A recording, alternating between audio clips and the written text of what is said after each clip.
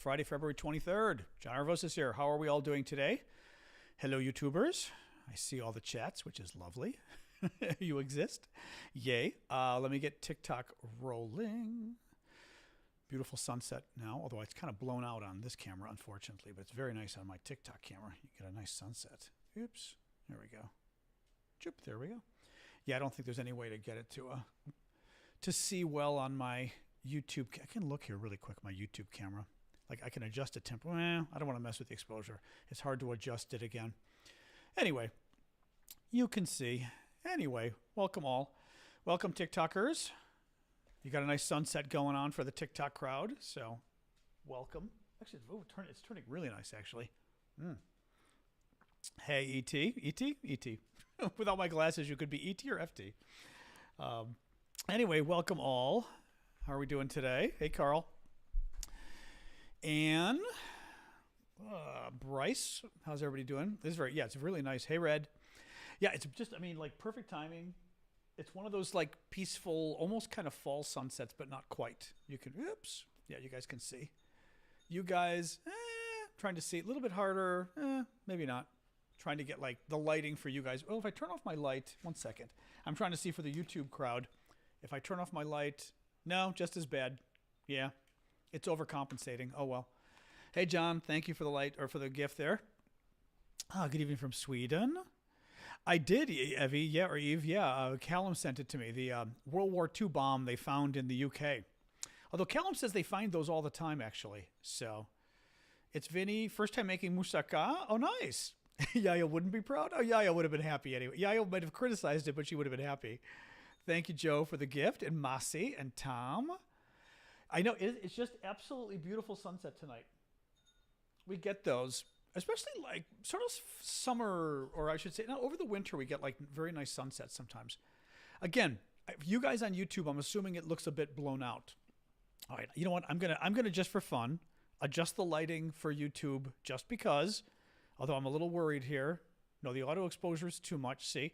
All right, I'm gonna knock the exposure down. Oops. Well, you see, you don't get the sense on YouTube. It's hard to tell because that's not what it looks like. All right, now I'm trying to, adjust the lighting. All right, that should be okay, the lighting. There we go. What do you do? Anyway, all right, guys, so welcome, everybody. John Aravosis here with the Aravosis Report, coming to you live from Washington, D.C. Thank you, Pedro, for the gift. Not a ton of news. We've got news. We will discuss it. It is not a busy news day. It is not a very busy news day at all.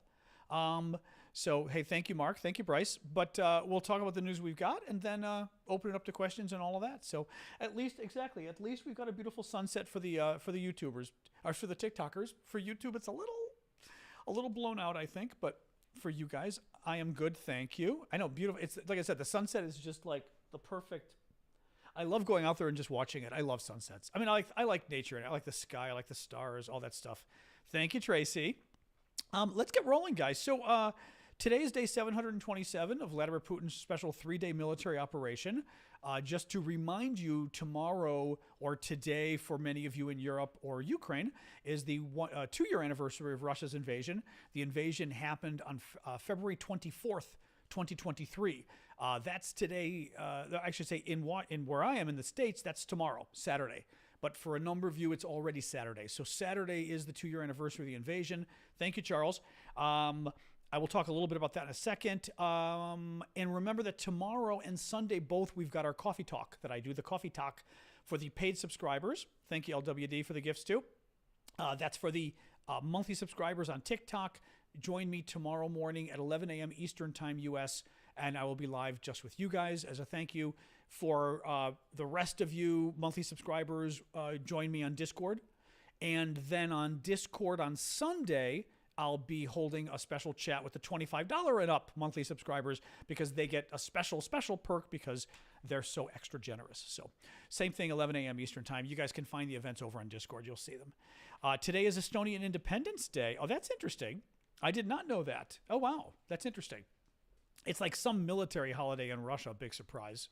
You know, there's nothing new, but I didn't know about Estonia. That's interesting. So let's get rolling, guys. So Hungary today blocked the European Union commemorative statement about the Russian invasion. No explanation was given as to why. We all know why. I mean, Hungary unfortunately is in Putin's pocket. It's very sad. I mean, like I said, it's, and I've said this before. Like I take a particular exception to people or countries who should know better. In other words, I'm not a big fan of anybody who sucks up to Vladimir Putin and the Russians, but I take particular umbrage at a Hungarian doing it. You should know better. Not you should know better. You know better. The Soviets, which basically were the Russians, subjugated Hungary and the rest of Eastern Europe for almost 50 years. They had a communist dictatorship thanks to the Soviets. They brutally put down a sort of freedom democracy movement back. Hungary was 1956, Czechoslovakia 1968, moved in tanks brutally. It's just unfortunate. I mean, of all the countries, Hungary, being an Eastern European country, it's just kind of sick. And the dog wants to go enjoy the sunset. It particularly galls me that they would suck up to Putin to the degree they do and be so sort of anti-West, anti-NATO, anti-EU. It just, like I said, there's a part of me that just sort of says, you know what? If you really like being under the Soviet yoke so much, go join them. Go join them. See how it works out for you. And frankly, the Hungarians voted for the guy. I mean, this is like Trump in our country. The first time, maybe, and even the first time, I don't make excuses, right? But when you vote for the guy in large numbers, it's your fault. I mean, WikiLeaks is to blame. A lot of people are to blame for Trump getting elected the first time. Thank you, crazy American. But the fact remains, a lot of Americans knew exactly who Trump was. They knew exactly what he was, and in 2016 they voted for him anyway. But on the same hand, I hold the Hungarians just as responsible. They voted for Orban. They knew who he was. They didn't care. There we go. The volume was down. Now the volume is there. The volume is back to normal. There we go. Sorry about that. Oh, Jack, give me a break. We are talking about democracy, and we're talking about sucking up to a dictatorship. And of course, cue the Palestinian supporters. Somehow they make Hungary and Orban refusing to help Ukraine and attack and defend Putin all about themselves and Gaza. You guys have got to stop. It's just, I mean, there's just, oops, I'm trying to see, my dog is still roaming. Okay. It's rude at some point. All right, let's move on. So big news today, very good news today from Ukraine. The Ukrainians appear to have shot down, or the Russians shot down their own, A-50, another AWACS plane. AWACS are the airborne warning planes, surveillance planes that have the big, UFO pancake on top, right? The U.S. has got them. The Russians have them. Remarkably, they look the same, which makes me think the Russians had to have stolen the design. Well, the Ukrainians shot down another one. It's a big deal. These planes, first of all, Russia, as of last summer, we believe the Russians only had 8 of them. Was it last summer even? Let me just look here. No, last month. As of last month, the Russians had 8 of them. This would mean they've got 7. At most, they've got 7 left. The planes themselves cost $500 million each. $500 million with a B. That's huge, right? That's about the same in euros, really. More or less the same in pounds. I mean, give or take, right? You're in the ballpark. 15 crew members, 15 very experienced crew members on those planes, which is a point to always remember. When military equipment gets blown up, you're also blowing up pilots. You're blowing up technicians. In this case, you're blowing up guys really good at spying and everything else. You're taking 15 really qualified people that could take years of experience with them. So it's a big deal. Now, the Russians, what really made me laugh about this, the Russians tried to claim that, the Ukrainians didn't do it. We blew up our own plane. And it was sort of like, you think that's a better spin? I mean, you think it sounds better to tell people we shot down our own super expensive, super important plane than to say the Ukrainians shot it down? I mean, it just made me laugh when that was their defense. Hang on, here we go. In any case, yes. So that made me laugh hilariously. Yes, I will. let me get a little more of this first. AWACS. Oh, so one other thing with the AWACS that I thought was fascinating. It was shot down over Russian territory. Now, yeah, I can. Yeah, it's not the, well, I find this map a little bit hard to see. Any case, southeast of Ukraine, basically southeast of Ukraine, shot down over Russian territory. That was interesting to me too. So the Ukrainians, I'd be actually very curious, whatever weapon system they used, how far into Russia they were able to go to shoot it down. Anyway, big deal, lots of money, lots of men, lots of damage to Russia with this thing getting shot down. Not so good news, according to Institute for the Study of War, which is that think tank I like very much, ISW. This is Sky News' summary of what Institute for the Study of War wrote. Russia is conducting a cohesive offensive for the first time in more than a year and a half that could see Vladimir Putin achieve one of his major objectives, according to analysts. Its forces are attacking 4 axes in the Kharkiv-Luhansk front. Now, let me show you really quick on the map what they're talking about. The concern is that Putin is pushing as hard as he can. Mind you, they're low on equipment, they're low on men, but you know they're still kicking, and they've got more ammunition than the Ukrainians have got. The Russians are pushing in a number of areas, more or less like up and down from here, number of cities around here that they're going after, and so that's the sort of the axis that they're talking about. Real quick. Mutually supporting maneuvers to push Ukraine out of the Luhansk region entirely. Now, this is basically eastern Ukraine, Russia controls part, but not all. And they're trying to basically take over 100%. They've got most of one region in the east and maybe half or a little bit more of the other region in the east. They're trying to take all of it. So that's what this new sort of offensive is Russia trying to finish taking those provinces that they've already claimed are, you know, they're Russia now, but they don't control all of it. And that's not, well, it is good news. It's not good news for them. Success will only come at a very high cost and require months of marginal tactical advances, said the think tank. The offensives suggest Russian forces are undertaking a larger, months-long, cohesive operational effort to seize the east bank of the river from Kupiansk to Oskil. So basically, you know, Russia's still pushing. I mean, we'll see how successful they are, but they're still trying to push east. Good news from Ukraine. Oh, Vlad told me about this one too. So there was a crowdfunding campaign for drone boats, you know, the boats that, the drones, but they're seaborne drones that the Ukrainians use to blow up Russian ships quite effectively. And the Ukrainians launched it. Thank you, Nicholas. The Ukrainians launched a campaign like 36 hours ago and raised $7.8 million in those 36 hours. Absolutely amazing. Vlad told me about this earlier, and I was like, get out of here. I said, 7 million? He goes, 7 million. So very neat. I thought that was very cool. So that's good to hear. Oh, and please do keep the gifts coming, guys. I always forget to remind folks, I do this for a living and I do it full time. I need your gifts to keep paying the bills, quite literally. This is what I do full time. So if you can help, I appreciate it. Orban, so good. Okay, some good news from Hungary. Orban met today, who's the kind of wannabe dictator prime minister of Hungary, met today with the Swedish prime minister in Budapest. Thank you, Marcy. And thank you, Fred. Thank you, Incredibly Tired. Marcy again met with the Swedish prime minister and agreed to purchase 4 Swedish Gripen fighter jets. Now, what's interesting about that is, thank you, Tom, the vote on Sweden joining NATO, the vote in Hungary should take place on Monday in the Hungarian parliament. Just a reminder, every NATO country has to vote and approve a new member joining NATO. The idea is, in principle, I mean, Donald Trump has thrown this on its head, but in principle, every NATO member is supposed to come to the aid of every other NATO member if there's a war, right? All for one, one for all.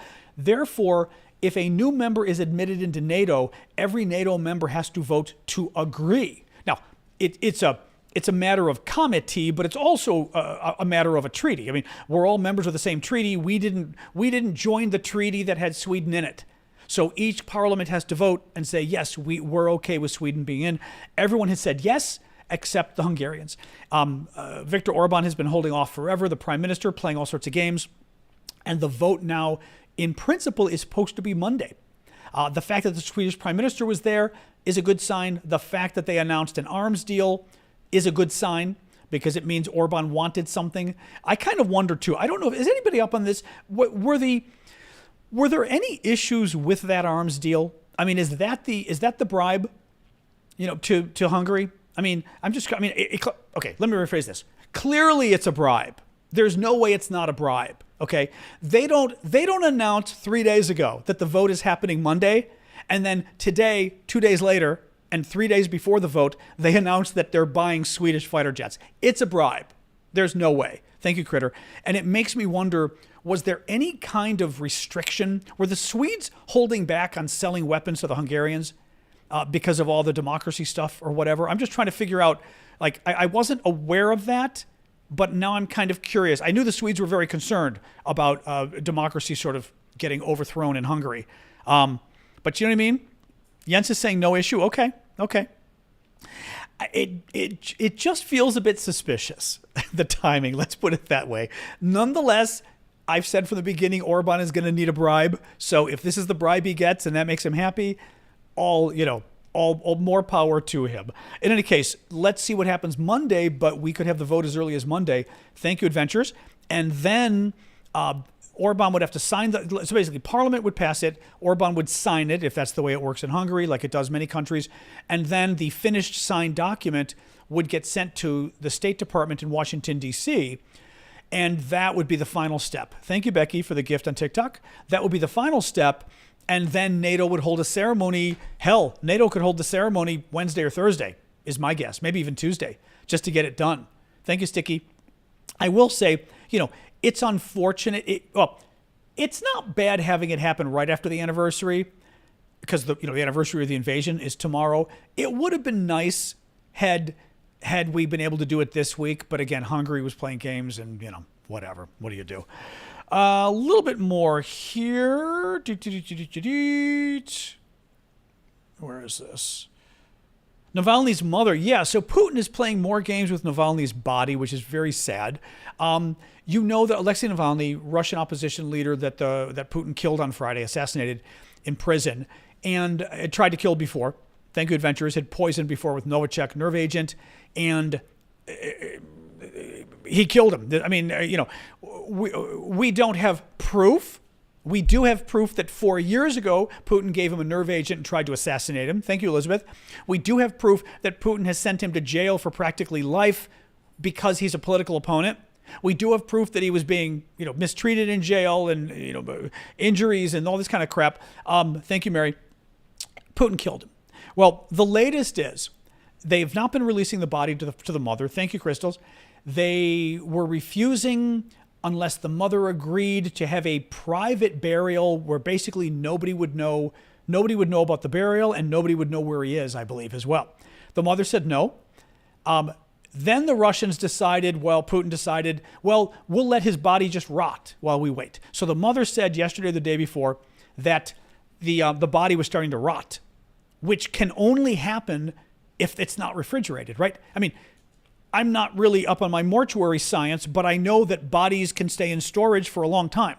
It's meat. It can just stay in the freezer. This is not rocket science.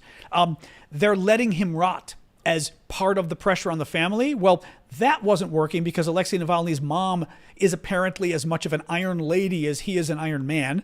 Thank you, Martin. So what Putin did today was he told the mother, it's also winter, exactly, Deb. It's so difficult in Siberia to find anywhere cold, right, to store a body. He then today told the mother, you've got 3 hours to decide whether you are going to have a private secret funeral where nobody knows where the guy is buried. Thank you, Jonathan. Or we're just going to bury him ourselves here in the prison in Siberia. How's that for amazing? I mean, again, it shows you the depths of what the Russian government is. It shows you the depths of what a murderer and a killer Vladimir Putin is. Thank you, Adventures. Thank you, Oklahoma. Appreciate the gifts, guys.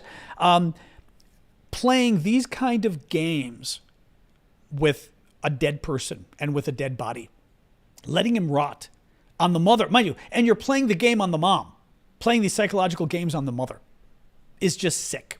absolutely sick. And I'm glad the mom is saying no. It is very Soviet-like.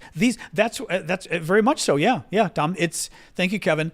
It's just disgusting. I mean, it is. But again, this is who we're dealing with, guys. These are not the Russian government. Not nice people.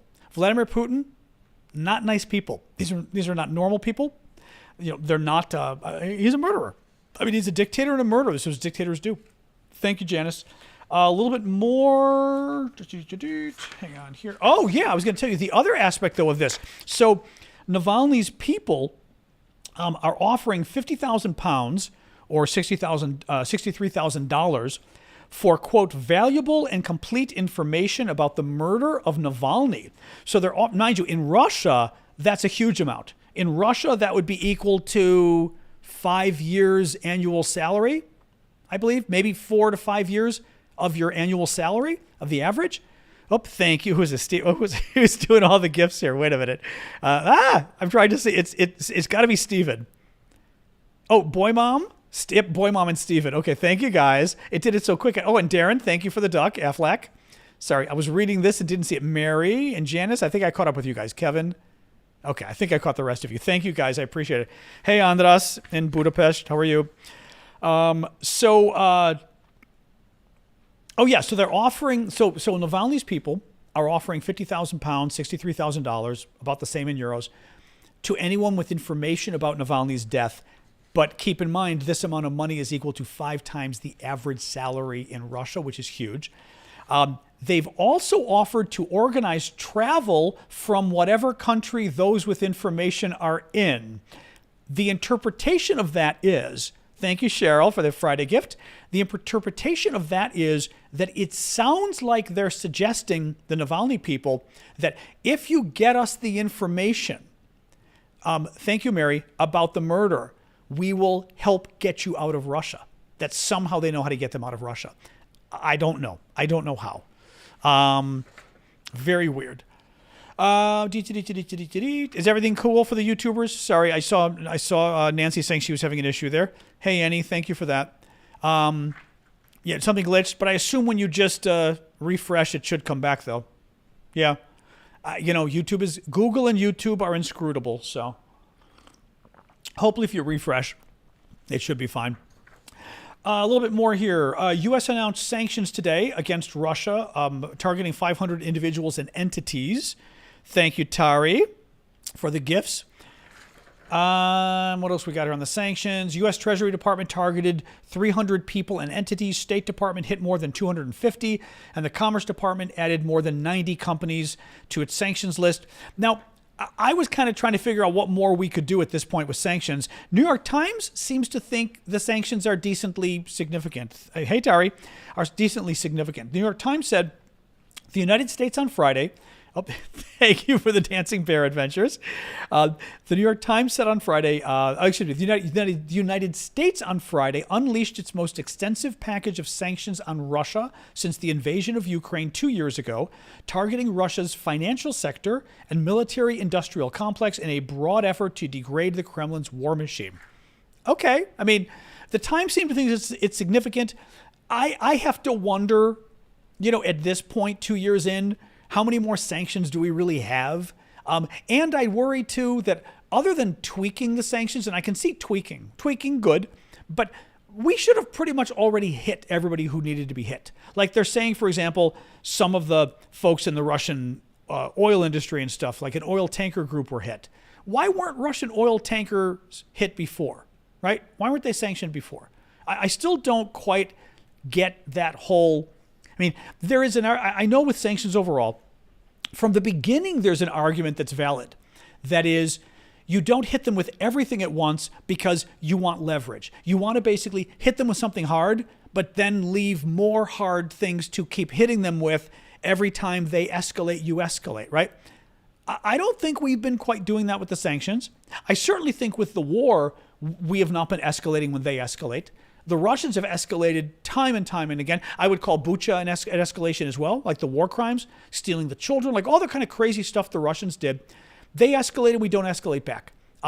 I just, whatever. But I'm always sort of surprised when we come up with new sanctions, unless they are literally fixing problems with the old sanctions. Like, this company has been playing games in Serbia, which I think a Serb company might have been on the list. We're adding them to the list. Okay, that makes sense. In any case, you get where I'm going with this. Thank you, Flower Lady, for the guitar. The Netherlands said on Friday it will sign a 10-year security deal with Ukraine for continued military support and also helping reconstruction, which is great. The last thing, again, there's not a ton of news today. The last thing is the Biden administration messaging towards Congress suddenly got kind of ballsy. I'm not convinced it's going to stick. Knowing Biden, I'm telling you, he's going to back off on this. Suddenly, Biden has decided he wants to kind of embarrass the Republicans in Congress. As background here, you all know the MAGA Republicans in Congress, because of Donald Trump, have cut off all U.S. aid to Ukraine. All U.S. aid is gone. It's done. No military, no economic, zero. They're getting now. And Ukraine is starting to have a real problem with the war, and Russia's starting to make some successes because Republicans basically handed Ukraine to Russia, which is creepy on its face. But Biden's new messaging, they're releasing, the White House is releasing a memo today, sort of talking about the Republicans. And here's what it said. Listen to this.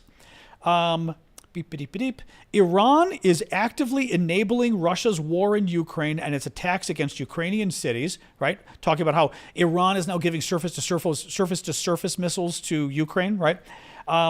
They put in the memo, President Biden is standing up to Iran.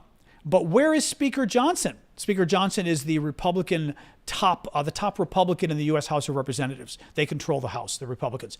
But where is Speaker Johnson's supposed commitment not to appease Iran in all of this? Nowhere. Instead, his inaction is benefiting Putin and the Ayatollah. What is interesting about this is Biden is accusing Republicans in the House of Representatives of not only appeasing Putin, but of appeasing the Ayatollah. In America, those are pretty strong words. The Republican Party likes Putin now. They whatever. They like the KGB. They like the dictator. They like the guy who hates America.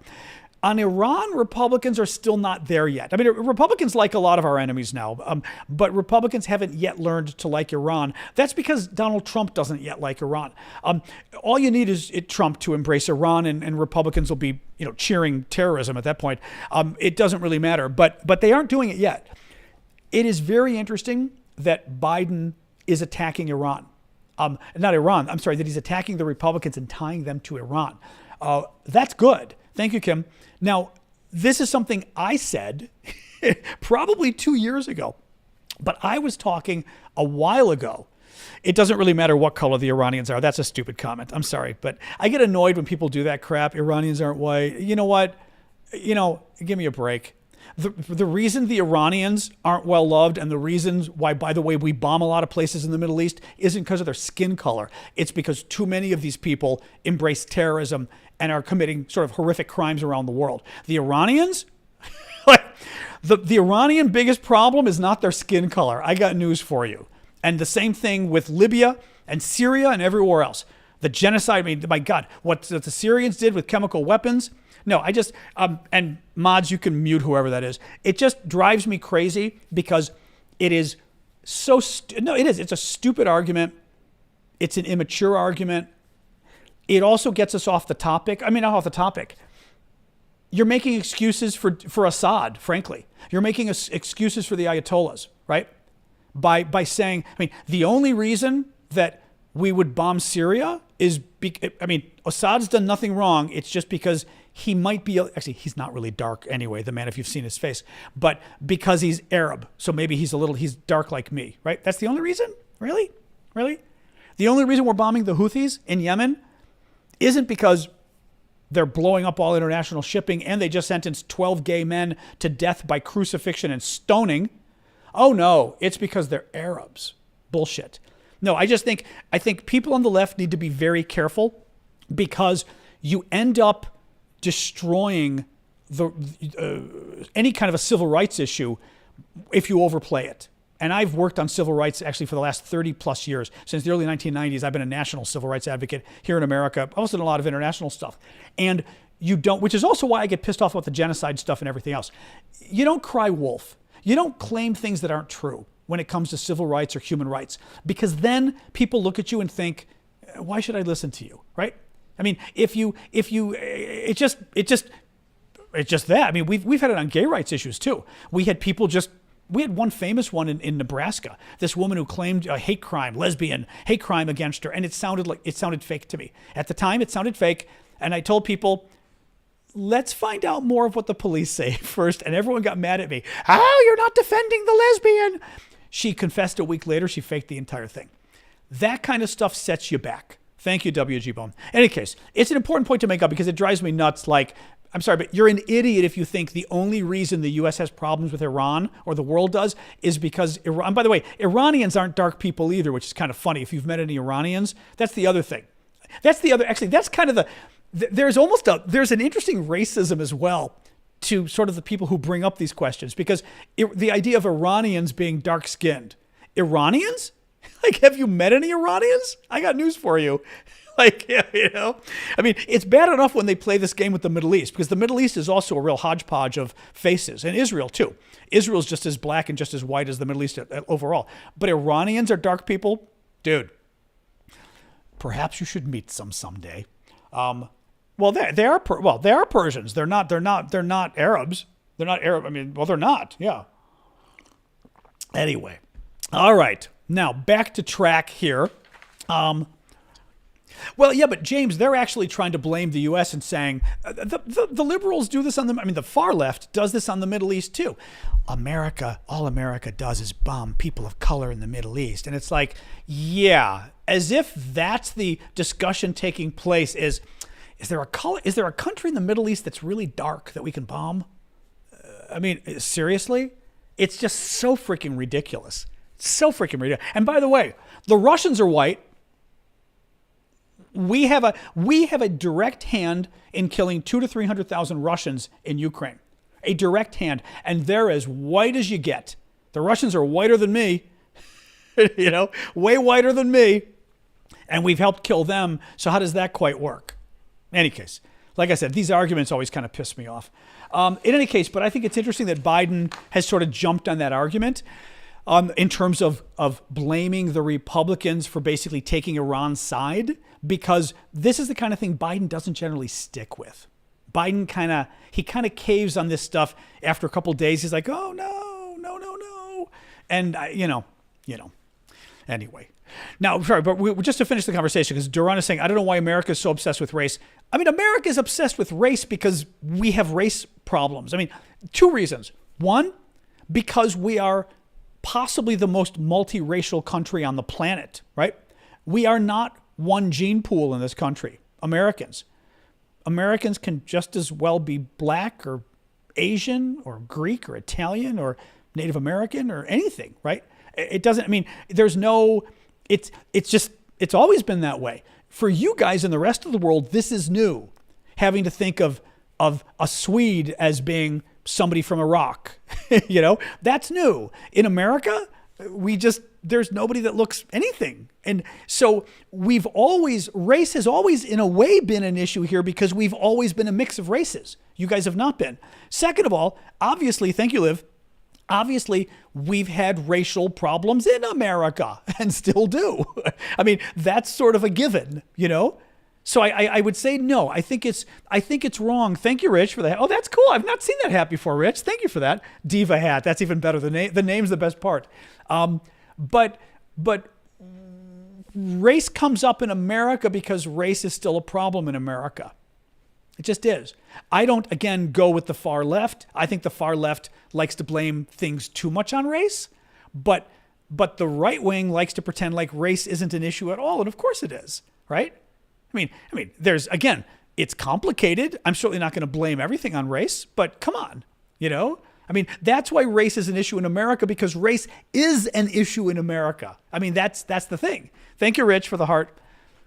It just is, And frankly, a lot of other countries too. I mean, you guys all have your own racial issues and everything else. The other thing, by the way, too, is we also have an interesting, sort of an interesting situation in America where ethnically, we still are very proud of our ethnic a number of folks are saying on TikTok sort of their ethnic background.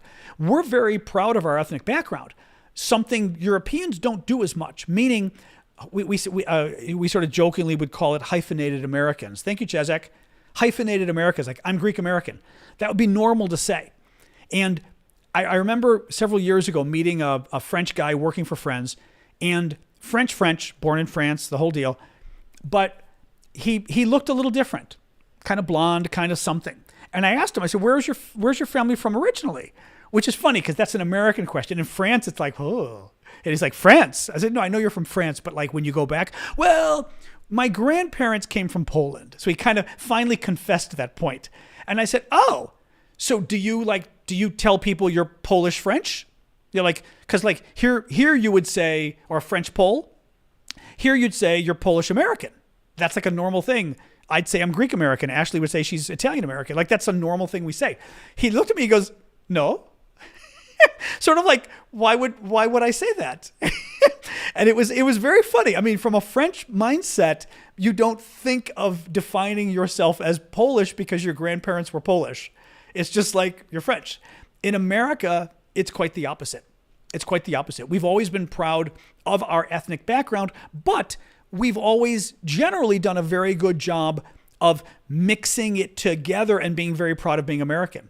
I mean, it's something, actually, not to spend too much time on the American thing, but one thing that I've always found fascinating about it, thank you, Kronos, is that when you, what was I going to say with this, with the American thing, the pride, the thing that I find kind of fascinating is, and it is kind of funny because we're all immigrants, really. I mean, well, either we were immigrants or we were slaves or we were Native Americans, but there aren't a lot of them left, right? That were here originally. So most of us came, put it this way, most of us came from somewhere else. It's always fascinating to me when I think of American history and how like I'm proud of our country and our founding and the original principles and blah, blah, blah. But at the same time, my family wasn't here. My family was in Greece when that happened, right? You know, the U.S., the American Revolution, my family was in Greece, preparing to fight the Greek Revolution. Like, it's weird to me, like, we didn't get here until the 1910s, 1920s, 1930s. But American history of the 1860s, like the Civil War, is my history, but my family wasn't here. I just always find that kind of fascinating. You know what I mean? Like, it's weird for Americans because we don't go back that far, many of us, yet it is our history. And frankly, even the slavery thing gets weird like that too. Because when you talk about slavery and all this kind of stuff, and you're kind of like, yes, though my family wasn't here, but it was obviously bad. Any case, kind of a weird thing. So anyway, let me show you guys a few things, and then we'll do our questions. I finally got new auctions up. I got new auction items up. Took me forever. I apologize, but we've got a lot of really cool auction items. These are over at the Discord. I put auction stuff at the Discord, and basically, it's discord.aravosis.com. It's our Discord community, which is a lot of fun. We hang out, we chat, etc. But how the way the auctions work is 50% of the auction revenue goes back to Ukraine, and the other 50% goes to support my work because I do this full time. And as I said, that's why I ask for the gifts on TikTok and YouTube, because I do this full time. So your gifts help me pay the bills. The auctions help too, and frankly, the auctions are fun. We do mostly stuff from Ukraine or Ukrainian themed stuff. And I just like it because it's fun. This is, I had sort of forgotten. Larissa got me this a few weeks ago. Thank you, Lori. This is our latest handmade Ukrainian jewelry from Larissa, who's our Wild Hunt corsetry. Thank you, Hazel. And it is a necklace. Now, hold on. Let me pull this up. I've got the description she gave me of this, because it's based on a museum piece. Larissa is she's here today. Hey, Larissa. She's a Ukrainian American. She is an artist. And I would say she specializes, though maybe, I don't know if you would describe it this way.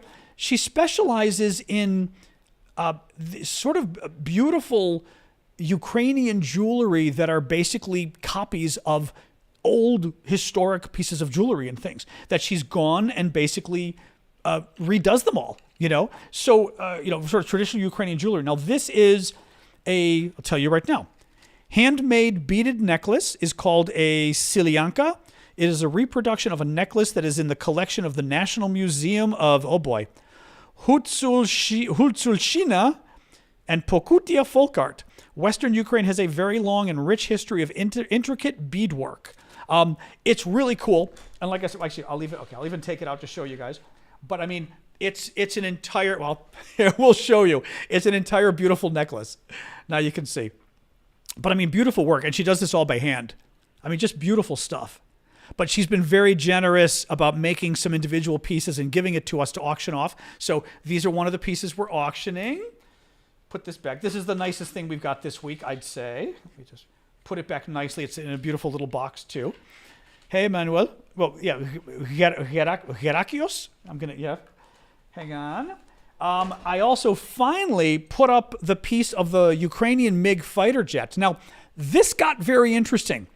We researched it. Best Worst Gamers, who is former U.S. military engineer, went, and he's great at researching planes and everything else. He worked on planes, he worked on tanks, went and researched it, and we found out what this probably is. So I've got several pieces, different pieces of this plane.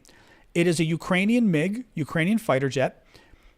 It was shot down. We believe it was found on January 3rd. I've got all the information. January 3rd, I believe, of 2023. We believe it was friendly fire.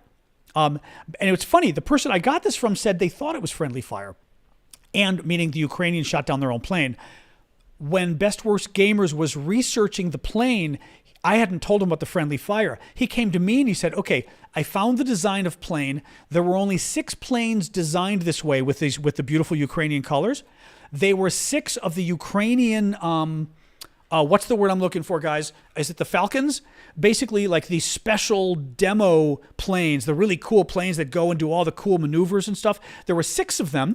They were decorated like this in this beautiful yellow and blue, like the Blue Angels, basically, of Ukraine. Yeah, there were 6 of the planes.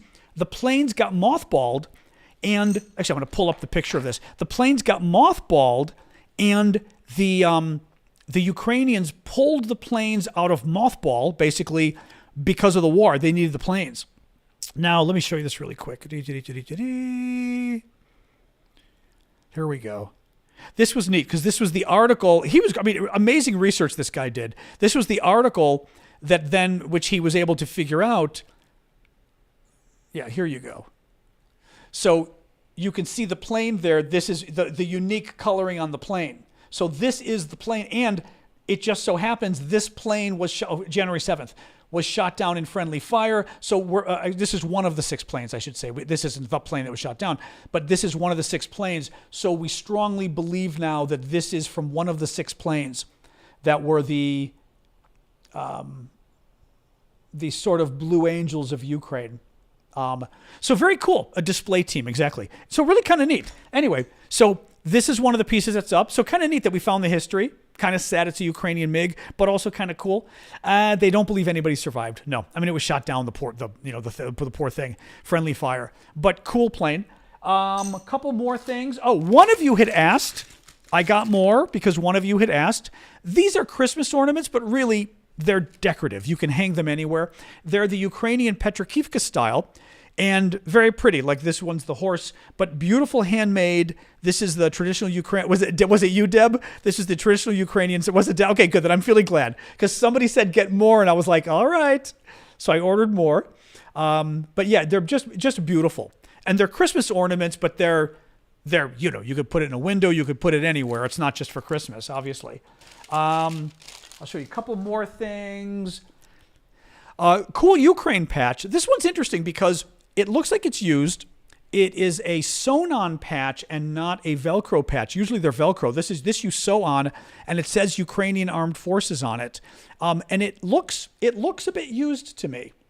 I'm not going to swear it's used, but looking at the back, it looks used to me. But that one's very cool. I won't show you everything. Oh, and we do have another challenge coin. I went through my challenge coins, and I do have a few more. As I was saying, these challenge coins, is it an older patch? I wasn't sure, Martin, because I've not seen that patch before. Like that one I'd never seen before. We've got a few more challenge coins. There's a little bit of scuffing on them. It's not terrible, but I did put video up. Maybe I'll put pictures like eBay. This is of the Ghost of Kiev challenge coin.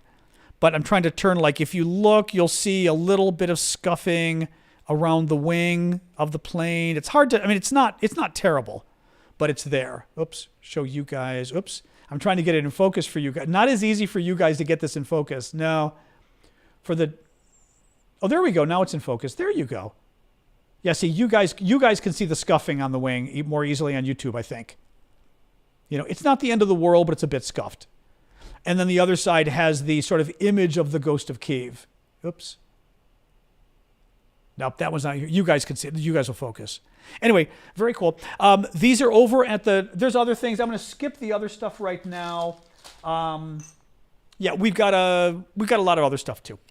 I'm going to skip the other stuff right now, but basically they're all over on Discord, in our Discord community, discord.aravosis.com, and you can go there and find them and bid. And the highest bid wins. All the bids will be ending next Friday, different times during the day. They're all being auctioned off, and 50% of the money will go to Ukraine. 50% of the money will go to support my work because, as I said, I do this for free. I do it full time, so it helps me pay the bills. Oh, it's definitely not bronze. No, it's not bronze. No. I don't know what it is, but I doubt it's bronze. I shouldn't say it's not bronze, but I doubt it's bronze, Whatever metallic, kind of gold-looking metallic, I don't even know what that would be normally. I shouldn't say it's not, but I doubt it is, And it's kind of, like I said, the coloring is more, it's yellow. It's kind of a dark gold. Like that's probably more realistic of the coloring, looking at it at that angle. Yeah. Brass probably makes more sense. Yeah, Andrea is saying brass. It could be brass. Yeah. Any case, polished brass. Okay. The folks who know better are saying polished brass. Okay. Yeah, 24 karat gold. Exactly. 24 karat gold. It's worth $2,000. I like Tad's notion here. What is Discord? Discord is a chat community, basically. It took me a while to sort of get used to it, but I've used it for other sites and other people I follow. But it's kind of a chat community, basically. So that's what Discord is. Not easy. If you haven't been there, it's not the easiest thing to navigate, I will say. But we're Aravosis at the Discord community. And Yulia sent me a message. She wants me to shamelessly promote for her, which I'm happy to do. Yulia's a Ukrainian journalist now, who was based in New York for like 10 years, has been doing a lot of education about Ukraine since the war broke out, and now has just moved back to Ukraine and moved back to Kyiv. And she's from Lviv, from the West, but said if I could promote the first episode of her political talk show she's hosting for the Kyiv Post. Oh, that's good. Yeah, Kyiv Post is one of the big publications, English language, I believe, in Ukraine that she's working for. The neat part with Yulia too is, her English is like Yulia would make a good spy. Yulia is the kind of person where when the Soviet Union existed, you'd meet people like Yulia and you'd be like, "Hi, why is your English so good?" Because back then Ukraine was part of the Soviet Union. But that's how good her English is. If she were from like the Soviet days, you'd literally be like, "Who is this woman?" She's fabulous. Strong Ukrainian nationalist, wonderful person. In any case, but so she's working for the Kyiv Post now, and has a talk show that she is hosting. The episode is dedicated to the anniversary of the full-scale war of Ukraine. She is not telling me what the name. How about what's the name of it? I don't know if she's online with us, right? I'm texting her. It is somewhere on Ukraine. It's hosted with the Kyiv Post, and it's Yulia. So you can probably Google Yulia, and I'm trying to think how she writes it in English. Okay, Yulia, you need to give people more on this. Because also her name in English, you could write it a couple different ways.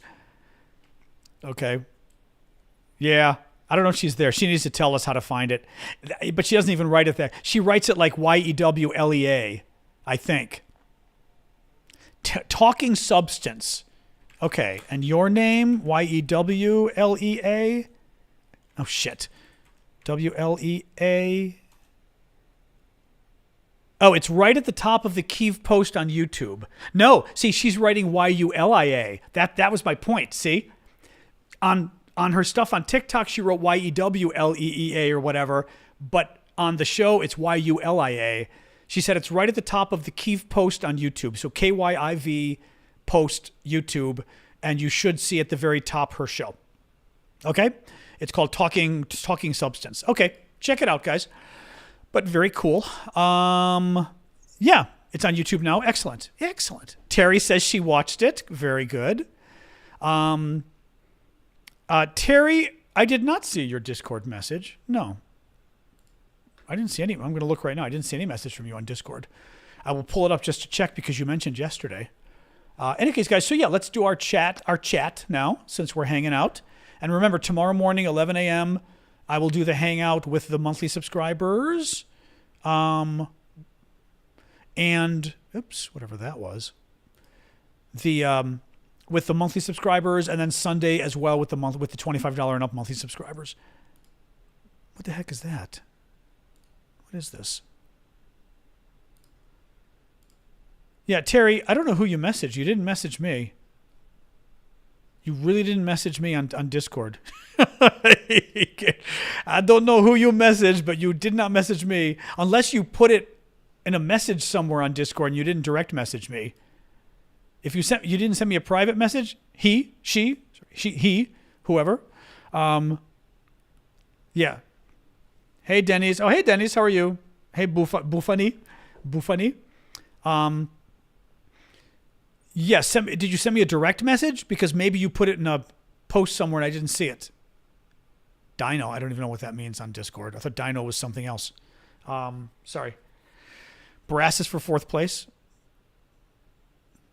Yeah, you're giving me single word. No offense, but I got to get on with the show. You're giving me single words. You write like friends of mine text to me, which drive me crazy.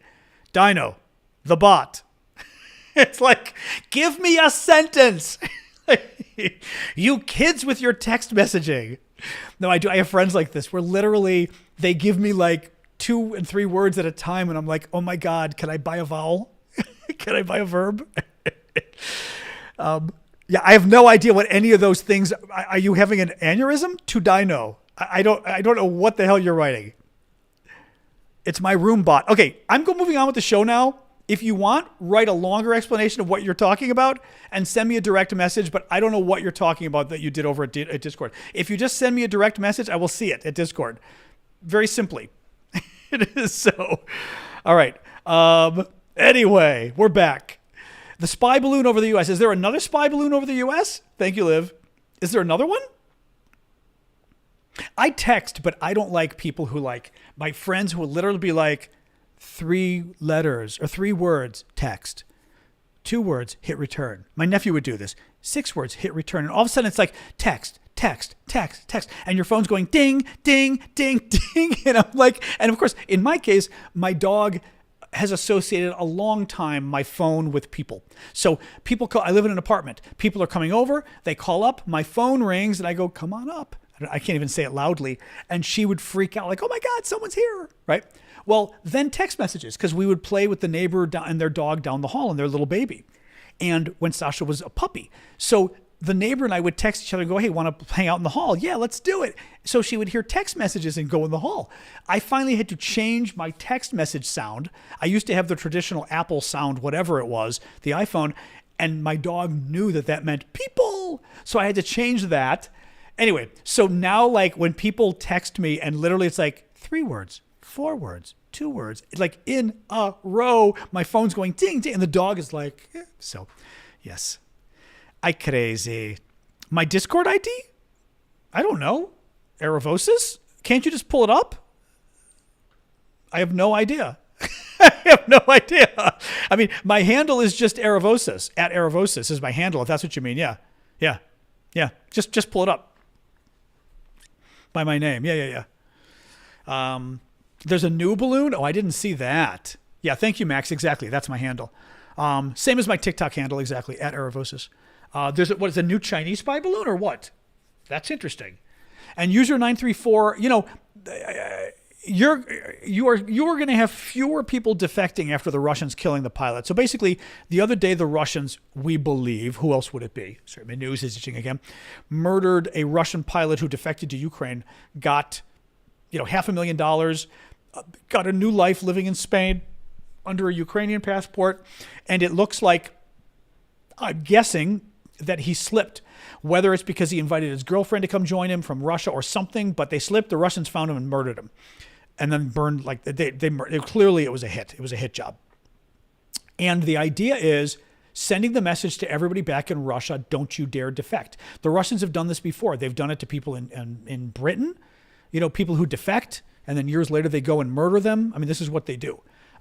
So that's so they killed this guy, and the whole idea was to send a message to all other Russian soldiers or Russians in general, don't you dare defect to the West or we'll kill you.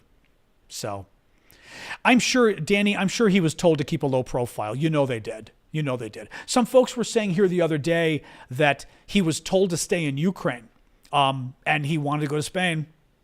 So, that's the problem. Like Deb just said, you never contact your past. Yeah, you have to basically, and this is the hard part, you have to pretty much cut all of your past contacts. You can't contact anybody in Russia. You can't, because you're one step away. They're the ones who know who you really are.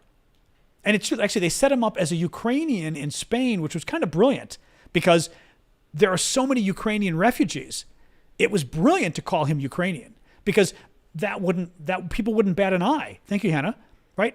A guy who's here fresh from Ukraine, who doesn't speak much English, who doesn't speak much Spanish, that could be any Ukrainian, right?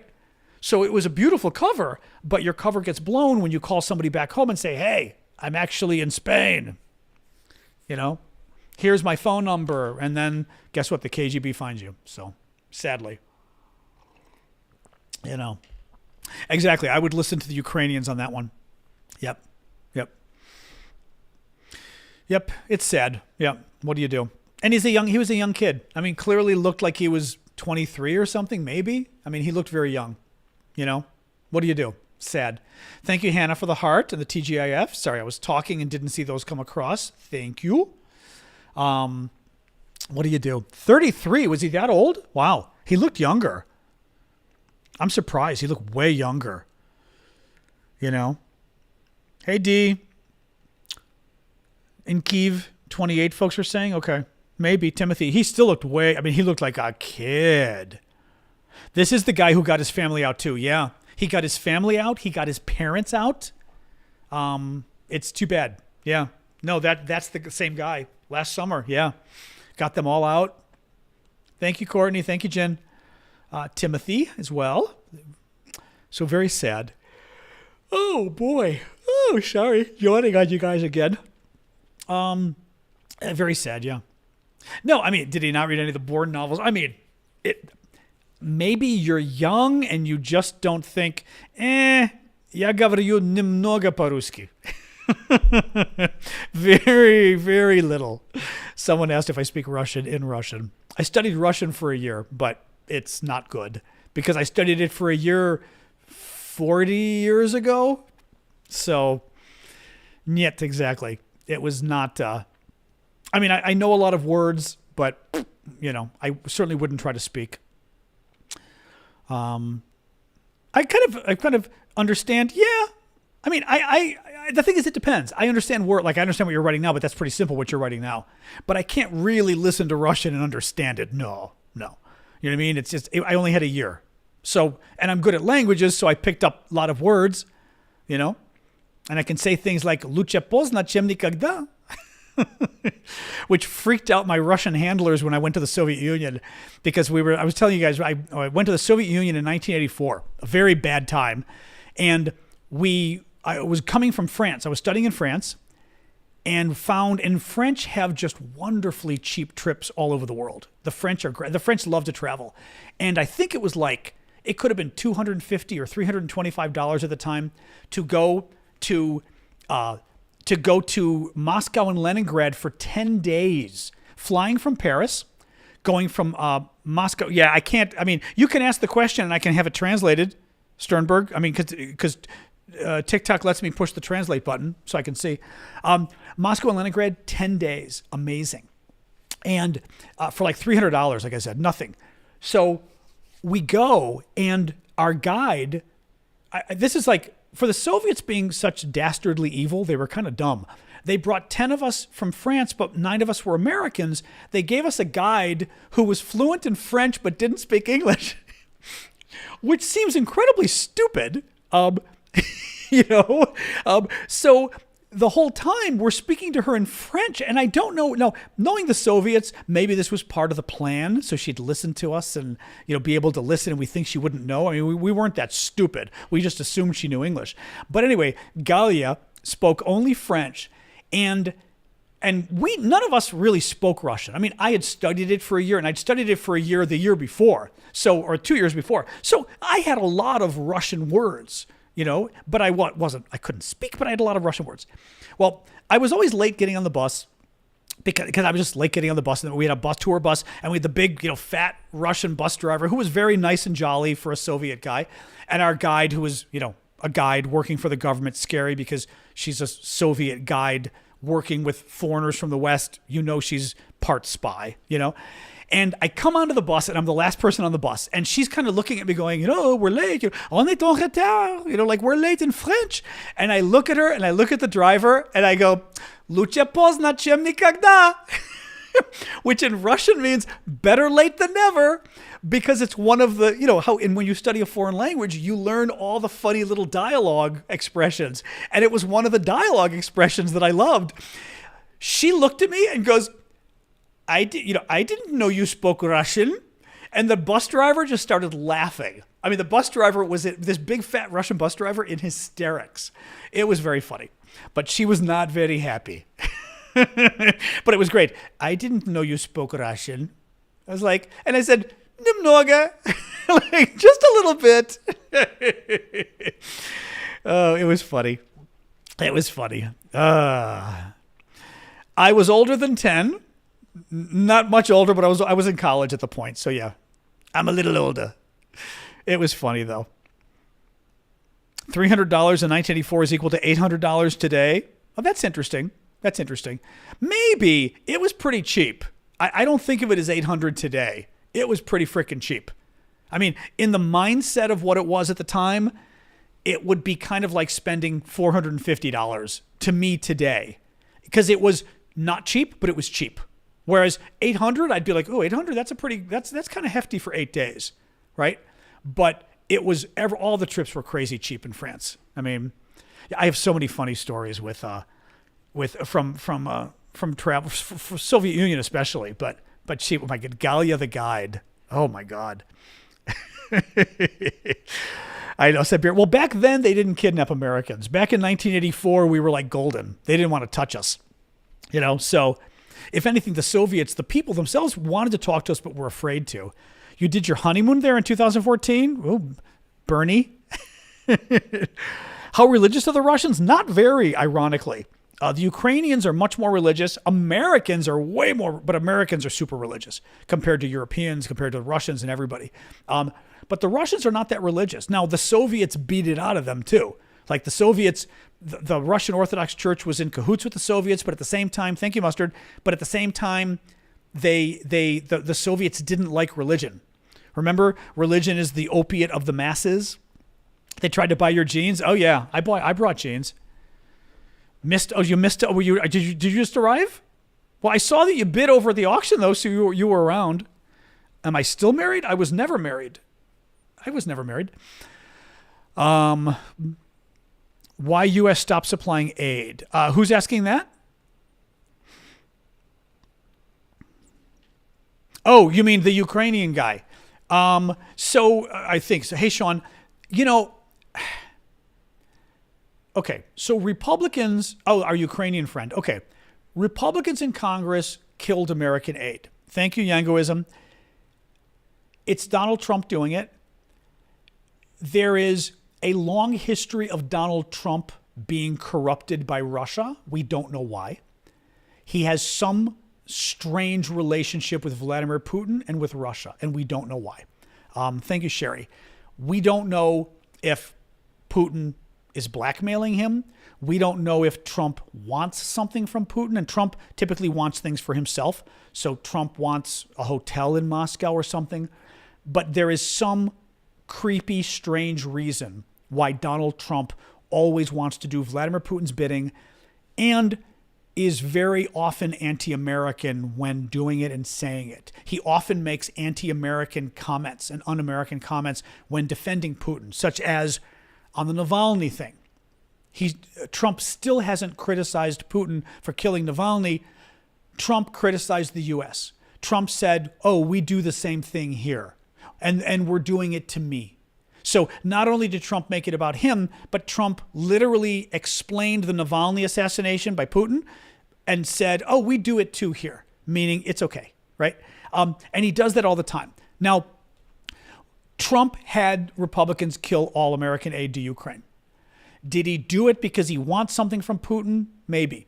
Did he do it because Putin is blackmailing him? Maybe. We don't know. Clearly, one of the reasons is Trump wants something from Ukraine. Something from Ukraine. We don't know why.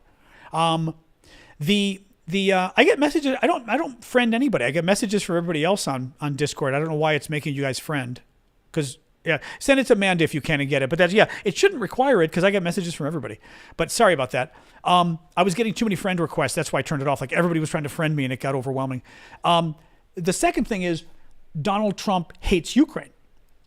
A, because Putin told him so.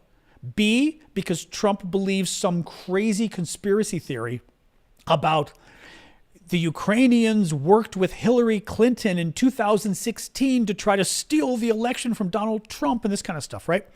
Thank you, Jeremy. Trump also hates Ukraine because he got impeached because of the scandal with Zelensky. Remember, Trump went to Zelensky and said, I'm not going to give you aid that was already passed by Congress. I'm not going to give you aid to fight the Russians unless you do me a favor and find dirt about Joe Biden.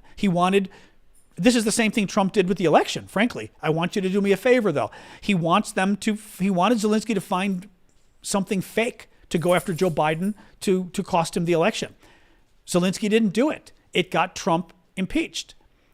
Trump holds a grudge. So Trump now, A, loves Putin, B, hates Ukraine because the Ukrainians didn't do what he wanted when he wanted the Ukrainians to create a fake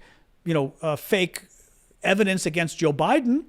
And Trump told Republicans in Congress to kill aid to Ukraine, so they did. I mean, and in the meantime, not just Ukraine.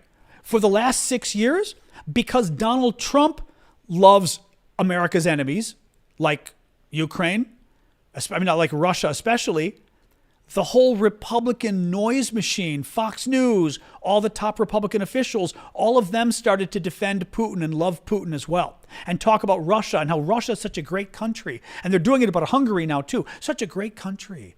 They're such good Christians. Putin's such a good Christian, right? The Russians are good Christians. The Russians don't even go to church. Okay, the Ukrainians go to church like 2 or 3 times more than the Russians do. The Americans go to church like 6 times, 7 times more than the Russians do. The Russians don't go to church. They're not good Christians at all, if you care about such things. But the Republicans created this whole notion of the Russians being good Christians. And therefore, it's okay that they're murderers. It's okay that it's a dictatorship. It's okay that they commit genocide on their neighbors and they want to wipe out Ukraine. And frankly, they'd like to nuke and wipe the West off the map too. But that's okay because they're good Christians. So that is a very long answer of saying we don't know why Republicans killed all American aid to Ukraine other than they love Vladimir Putin. They love America's enemies. Donald Trump, unfortunately, is owned by America's top enemy now. He's owned by Vladimir Putin. We don't know why. It's dangerous as hell. But Putin got his spy. And his spy is Donald Trump. I mean, there's no nicer way to say this at this point. He works for Vladimir Putin. And Republicans are fine with it because it's a cult. So, the economy? Sure, Peter, before you say goodbye, we'll give a quick answer. Peter thinks Democrats destroyed the economy. The economy is growing at 5% a year, right? Are you familiar with that? The economy is growing much more than it did under Donald Trump right now. Google it. In fact, the economy has been growing too well. That's why we're having a problem with inflation. We're having the problem with inflation because Donald Trump screwed up COVID and ignored it. We're having the problem with inflation because coming out of COVID, therefore, demand goes crazy and supply can't keep up, and COVID also caused all sorts of supply problems. But we also have incredible inflation's back to pretty much normal now, but we had bad inflation because the economy was taking off like crazy. Our economy is growing way better than it did under Donald Trump. So the last thing, I'll take criticism of Biden about Ukraine. I'll take criticism of Biden about the border, because Democrats didn't do nearly enough about the border. Trump didn't either, really, but Democrats didn't either. But the economy is just a lie. The economy is just a freaking lie. I mean, Joe, the economy is doing great. And the student loans have nothing to do with the economy. The student loans are, for the student loan people, they're big, but for the economy, they're nothing. And actually, by the way, if anything, you could also argue the student loan forgiveness thing, it could help the economy. It also could hurt the economy because that's money that's not coming to the government. So it's money the government doesn't have to spend. So it kind of depends. But that's not why the economy is doing so well. Donald Trump had $2 trillion in tax cuts, way more than Joe Biden's $100 billion in student loans, right? Trump had $2 trillion in tax cuts to juice the economy. Biden's economy is doing better. So Biden's got more jobs. Biden's got everything. Hold on, dog wants more water. So, no, remember, real quick, 1 second, guys.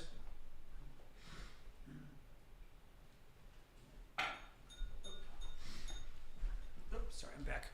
Remember what I always say during my shows. I don't really mind people disagreeing. I don't care if you're a Democrat or Republican.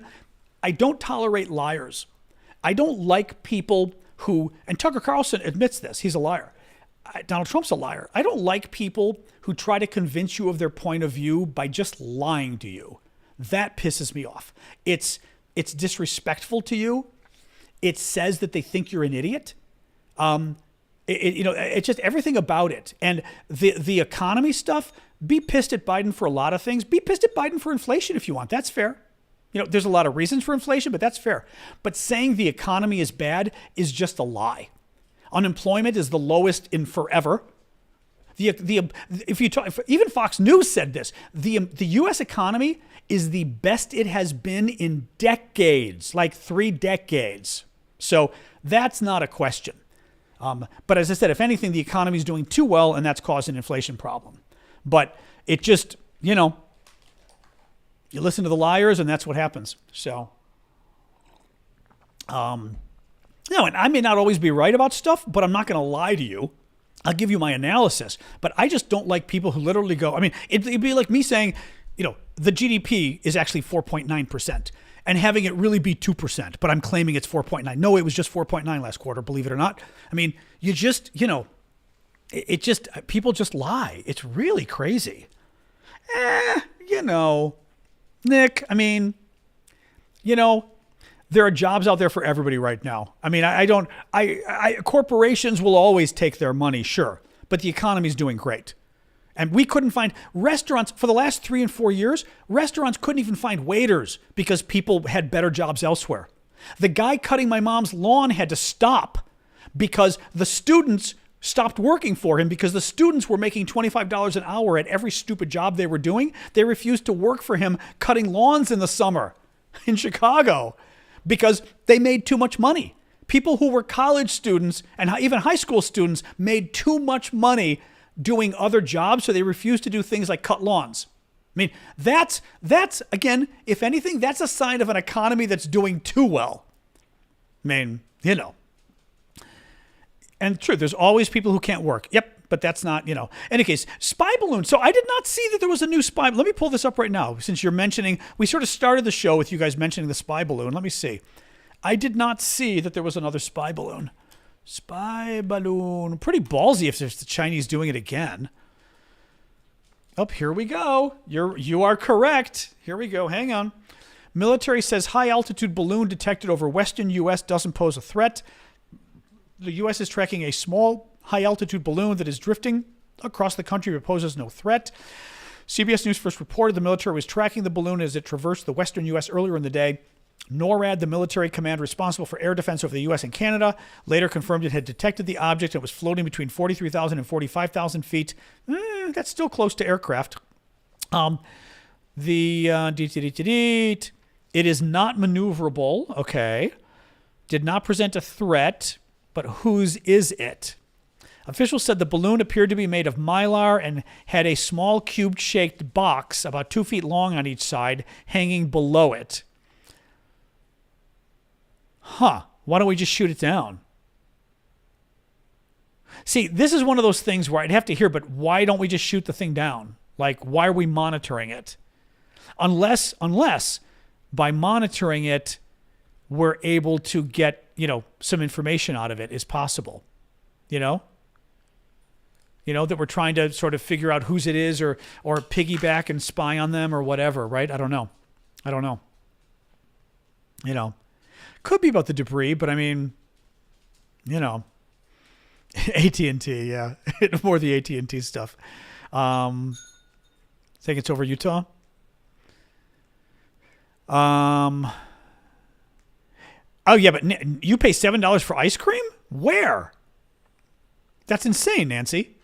I don't pay. Ben & Jerry's, I always buy on sale for $3 if I buy it for $3.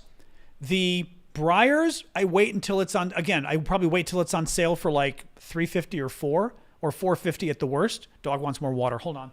$7 for ice cream. Where the hell do you live? Alaska? One sec here. All right, a little more water. Okay.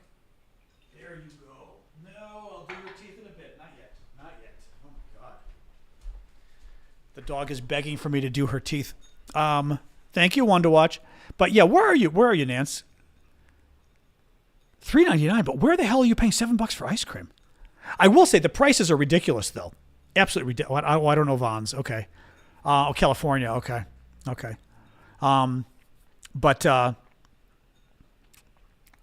Wow. See, I haven't looked at what Breyers went up to. Maybe Breyers is up to that now.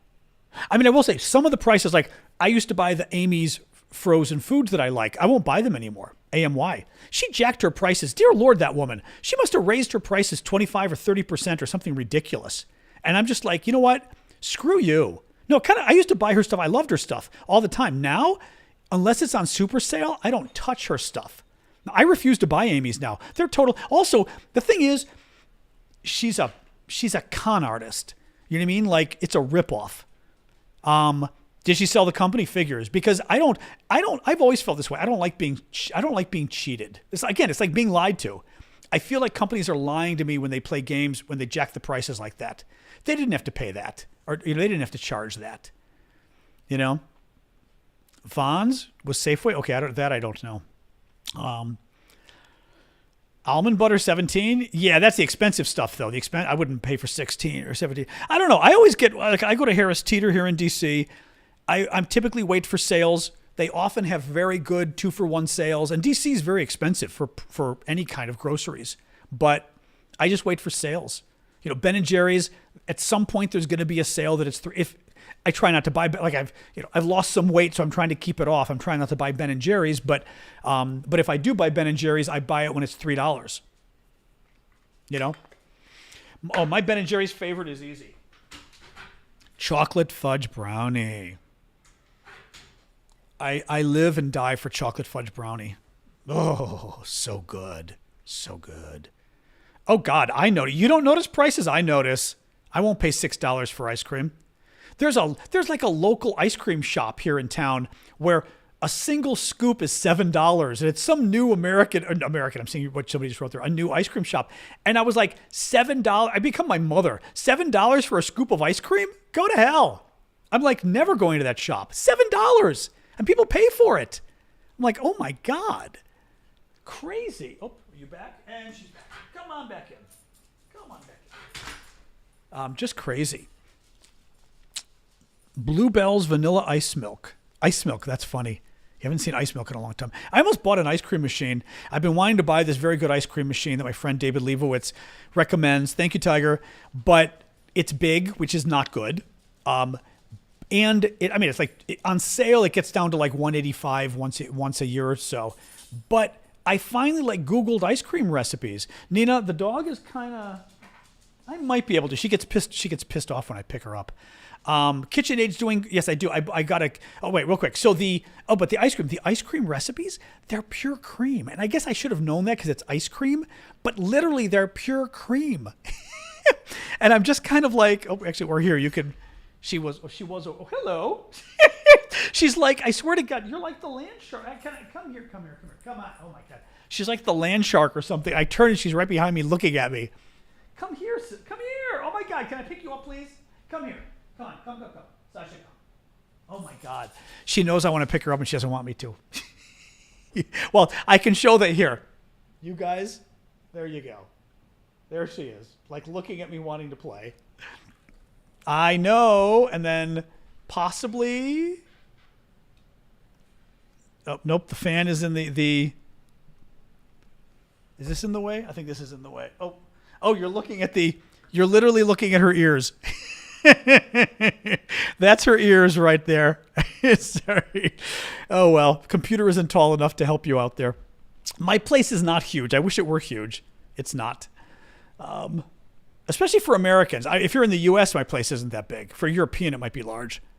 For an American, I mean, it's okay. It's like 900 square feet for an apartment, which for an American is okay. For Washington, that's a nice size. For New York, it would be big. For Chicago, it's probably small, you know? But anyway, yes, I had looked at recipes for making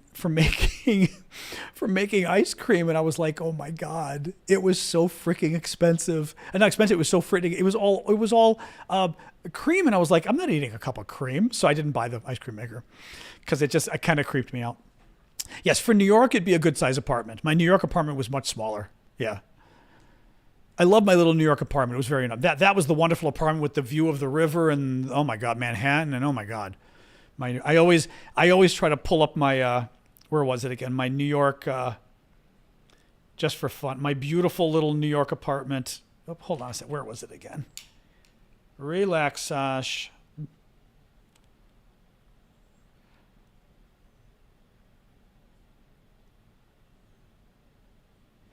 Well, it's funny. This isn't the most beautiful picture, but this is the picture out my window. This is a little panorama out my window from New York. So you see all the way to the right and then all the way to the left. This is the view out of my apartment in New York when I was renting, looking right across at Manhattan. That's the United Nations. It was just lovely. I mean, it was just, and I mean, I have night pictures, but they're like buried somewhere. It was just the most, Sasha, I hear you, but come on. You know? Hold up. Pull up my pictures of New York. That should be able to do it. Nope, that's not going to do it. NYC maybe? Oh, it's being evil. Anyway, yeah, Long Island. Oh, no, I loved living there. Too expensive, sadly. Like, way too expensive, you know? Oh, here we go. But it was cute, too, because Sasha would sit and just look out the window at the neighbors all day long. See, I'd look the other way at Manhattan. She would just look at the other buildings. And honestly, the other building she's looking at isn't much closer than the building that's there. And she would like see people and get pissed off. This is 22 floors up in New York.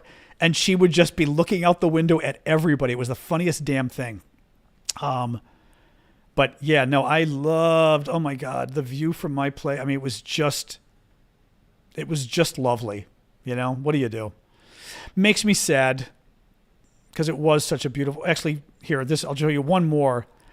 Because again, like every night I would just take pictures out my window. This was out my window of my apartment. I mean, and it wasn't really zoomed. This is just the look. This is just the view out my window. It was absolutely ridiculously stunning. You know, what do you do? Too expensive though, you know? Too expensive, so wasn't worth it. It was stunning. It was absolutely stunning. Yeah, you know. Favorite book and author? I don't really have a favorite book and author, to be honest. I really don't.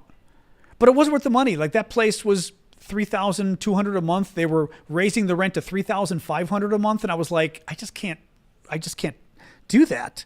That was Queens. You know, it wasn't even Manhattan. I just couldn't justify.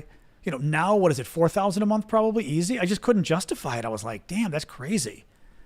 You know? I mean, that's a lot of money. You know? My apartment overlooks nothing now. Sadly, I wish it was fun overlooking the river. You know, I loved overlooking the river. It was neat. That was my view from my New York apartment when I was renting up in New York. Lord of the Rings and The Hobbit, of course. Lord of the Rings is certainly one of my favorite books. Yes, and movies, both. Yeah. Interesting. Kick? I don't even know what Kick is, I think. Moved to the friend's apartment, that would have been funny. A hot tub for I didn't have a balcony, though. See, I didn't have a balcony either. So that kind of sucked. It was rent. I was only renting. But it was... I didn't have a balcony, so I didn't have that many plants. I could only have a few plants inside, but I did have great lighting, and my Christmas cactus bloomed like it never bloomed before. You know, it loved that place. Catcher in the Rye I've read, but it was so long ago I don't remember anymore. Catcher in the Rye I read, 35, 40 years ago. I don't even remember. I just don't remember it anymore. I vaguely remember it being like a conversation of a young kid or something. That's nothing else about it do I remember. Mine was New York City across the water in Queens. Yep, right across from the United Nations. Evil den of people that it is. Greece, I've never lived in Greece, but I like Greece. So Greece is nice and peaceful. Like I've always wished I could go to Greece and just and just like stay in the villages. My family's homes my family doesn't have a home in the village, but some of the extended family does. It would have been nice, When my uncle was alive, I should have done it because he had an apartment in the village that we could have just gone and stayed in months for, which would have been nice, what do you do? Anyway. All right, guys, anything else or should we call it quits? Santorini's nice too. Crete, I've been to Crete. I've not been to Rhodes. Rhodes is supposed to be very nice, the Greek island. Crete is wonderful. Santorini is great. Probably my favorite place is Santorini, but probably too many tourists. Hey, Lari, I'm going to guess. Oh, that's right, Lari, like Larry in Kharkiv. Hey, how are you? Creme brulee, of course. Of course I like it. But yeah, Rhodes is supposed to be beautiful. I've just never been. Slovakia, I've never been. Nope. Or Czech Republic either. Still haven't seen 20 Days in Mariupol just because I haven't been able to stomach watching it yet. You know what I mean? Paros I've been to. I liked Paros. Antiparos. Paros was too many tourists and stuff. Antiparos I loved, which is the other side of the island. Norway? Nope. I've not been to Norway. I've been to Sweden a few times. That was already way too expensive. I'm told Norway's worse. So if anybody can pay for me to go, I'll do some work or some speeches or whatever, then I'm there. Finland, I've not been. I haven't been anywhere that's sort of Baltic, Baltic-y. So not like Finland, not like Latvia, Lithuania, Estonia. Sweden, like I said, which was great. Denmark, beautiful airport. That's all I know of Denmark. The airport was fabulous. Estonia, I'd love to. No, I'd like to. I've got to go around. I got to start. I haven't traveled in a long. I'm finally this year because my nephew's getting married in Bali. I'm going to go to Bali for a couple weeks and Singapore for 3 or 4 days because they got married already in a civil ceremony, but his wife now, girlfriend, is from Singapore, so I'm going to go there 3 or 4 days to see them there, which will be fun. He loves Singapore. And then go to Bali, and they really know Bali. Like I've been to Bali years ago, but the tourist stuff was horrible. They stay on the not tourist side of the island, which is nice. So. But I haven't traveled in so long. I've got to start traveling again because I do love traveling. Salonika, I've been to. My family. Part of my family is in Salonika. Salonika's okay. I'm a southern Greece kind of boy, but part of it's okay. I know I've still never been to Australia.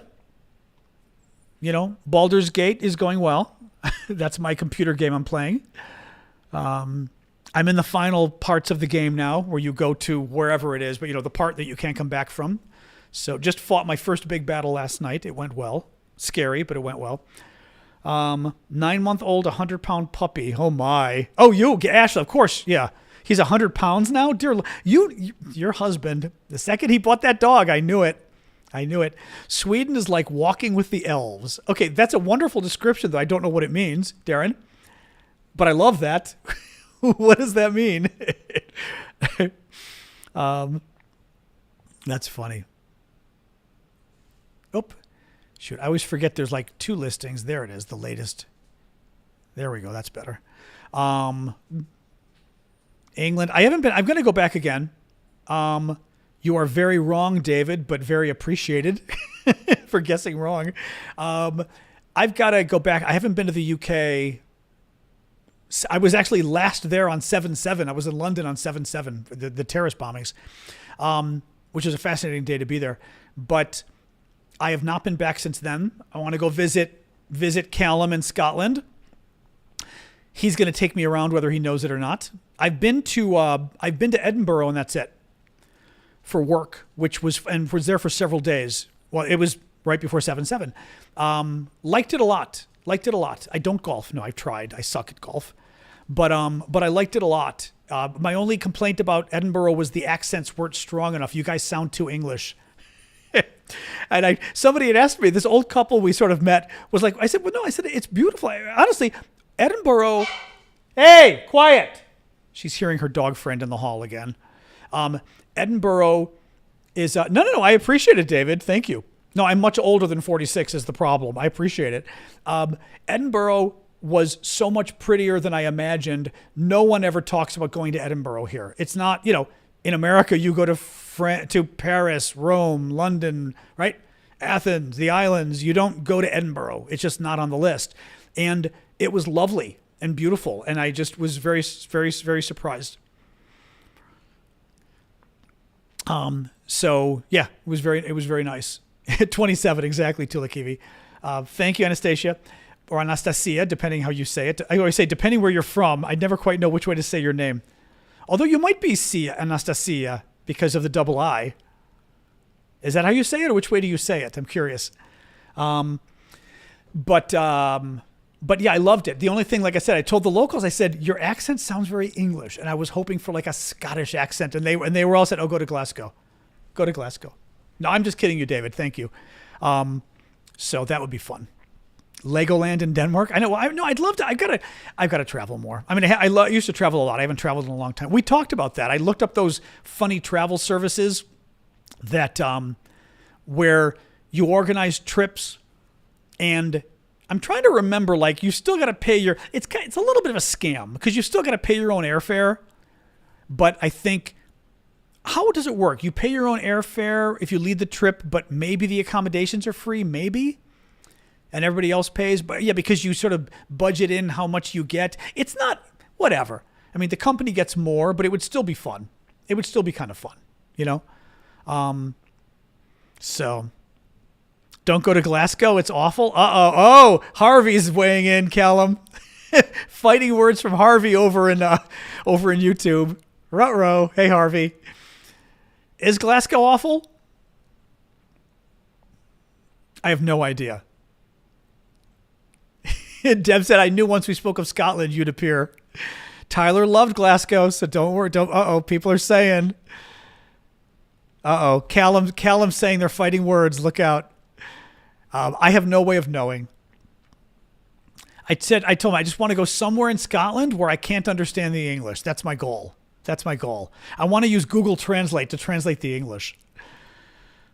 Oh my God, we had this happening in when I was in Greece. I went to Greece when I was 23 or whatever to really learn my Greek for like 4 months. I mean, I'd studied it forever, but it was very bad. And after 4 months, it was very good. But was in the Greek islands and Paros, by the way, which somebody was just mentioning Paros, and met these Italian guys and gals who were just hilarious, just wonderful. And talking to the Italians, and I was fluent in Italian. My Italian's good; it's rusty now, but I was fluent back then. And we were Greeks, we were French, we were Italian, so I speak all the languages. It was a lot, which is just so much fun.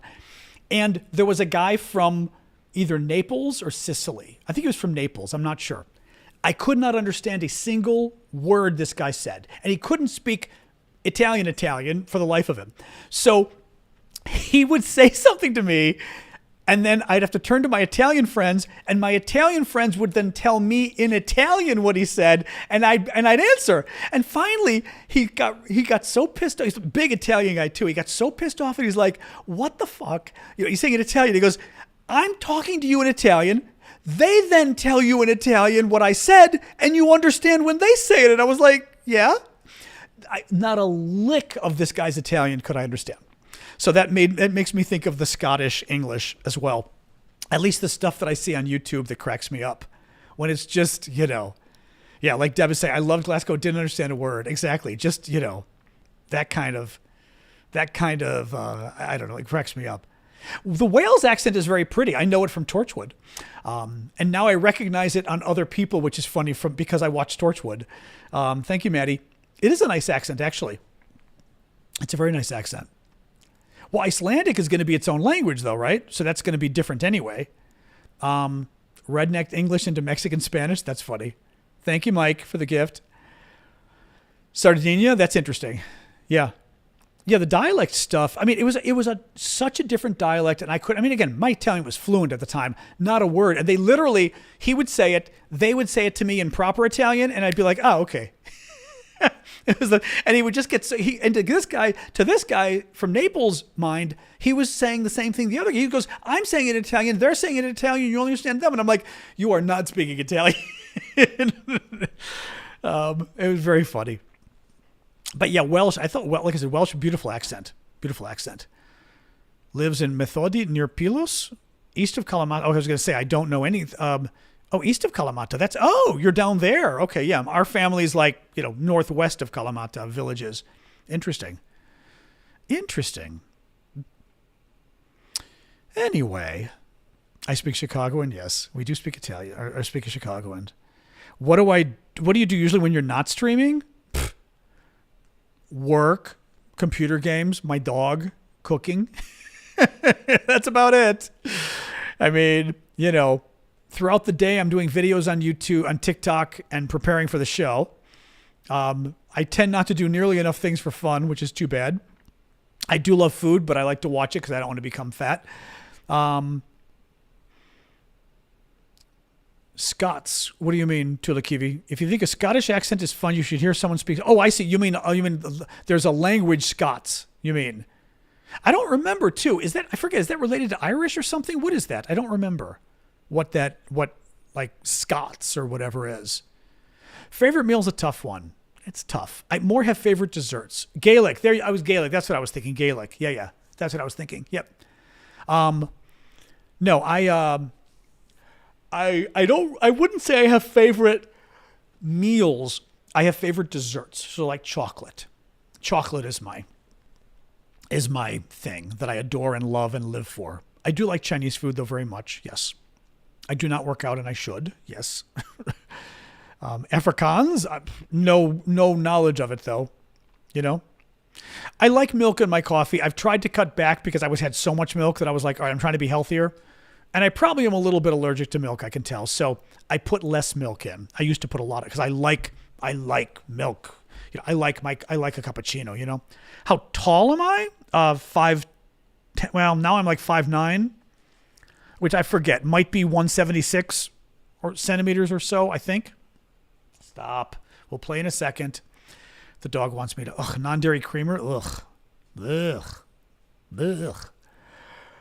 Oh, I have shrunk a little bit. That was I found that one out recently. Guys over 40 shrink. How's that for fun? Just wait. I had to Google. I went to the doctor's office and I lost half an inch. And I'm like, what the hell was that? I made her measure me. It was like a Seinfeld episode. I made her measure me again. I was like, what do you mean I lost half an inch? And I Googled it. Women do too. Over 40 years old, you lose like a quarter inch a year from your 40s to a quarter inch a decade, a quarter inch a decade from your 40s to hit 70. And then usually you stop around 70. So you could lose a good 3/4 of an inch or something. An inch is 2.5 centimeters. So basically maybe 3/4 of a centimeter a decade, maybe something like that. Quarter of an inch. Yeah. So quarter inch is a little smaller than a centimeter. It might be 3/4 of a centimeter. Yeah. But every 10 years you lose some. I was pissed off. I'm like, are you kidding me? I mean, I've never been that tall to start with, but now I'm half an inch shorter? Jesus Christ. Pissed me off. Muscle turns to fat too. Now we're doing the getting old discussion just to make things fun. I know, but I've got good hair. So knock on wood. Knock on wood. I am slightly younger than you, Titch, but only barely. So, yeah, what do you do? What do you do? But yes, that's a wonderful surprise. I would say an inch is 2.54 centimeters, correct. I didn't know that's set by American law. That's funny. Thank you, Super Hornet. But I always know 2.54 centimeters is an inch. So, anyway, all right, guys. I am Greek. Yes, both of my mom immigrated, and all my grandparents are from Greece. Grandpa was 5'5". Oh, funny. Well, you got it right. Hunching is bad. I know. I always try to sit up straight. Thank you, Arunas. You always try to. What advice would you give to a 21-year-old? God. I mean, I don't know. Thank you, Latutsky. I do tell people in general not to be afraid to do stuff. I mean, young people, like, take chances, travel, go live in other cities. Oh, Goonerman has a really good point. Load your pension? Absolutely. That save for retirement. That was something that I never really fully believed, and it was stupid as hell. Put as much money as you can away for retirement, because best thing that can happen to you is you live. And if you live, in your 20s, you will never, ever, ever believe that it matters saving for retirement. And once you hit around 40, 45, you're going to start worrying about it. Like, all you need is another 15 years and you're going to start worrying about it. Yeah, no, it's true. That is the number one piece of advice. I was thinking more life advice and everything else, but that's true. Put the money into your retirement because it will be worth it. It will be worth it, because that's, especially in this country, in the U.S., where, your retirement is the money you've saved and that's it. It's very scary. It's very scary. But other than that, I tell people sort of be willing to take chances. Don't be afraid to do different stuff. Be willing to move to a new city, because when you're young, you can. Sasha, just wait. When you get older, it gets harder, but in your 20s, do it. What the hell? But beyond that, I don't know. I think also for people to do things they love, you don't make as much money. I mean, that's, again, my issue. You don't make as much money doing things you love, but doing stuff you love is a lot more fun. It's a lot more fun than a stupid desk job, working for a company you hate. Shh, just wait. Sasha is high maintenance, yes, and she's a talker. So she literally in the background makes, like, I could hear her in the background go, which is the noise she makes when she wants more water. But at the same time, she knows we're a little past time that I brush her teeth. And when I brush her teeth, then she gets treats afterwards. So she's also probably begging me for treats a little bit too. No, it is a very complicated relationship we have, and she manipulates the hell out of me, yes. But she's a talker. My mom's dog, will you wait? My mom's dog, literally, Kukla was like, Kukla just wanted to be loved. That was all she wanted out of life. Sasha wants lots of different things. It's all very complicated. Sasha's a Yorkie Bichon mix. Kukla was cute, I know. And I am well trained, correct. But she's a Yorkie Bichon, very smart, but very talkative. So lots of different noises and sounds for everything. I was saying early on, she has a sound that means cover me. Like, because she likes sleeping under blankets and things, but she can't always get covered well.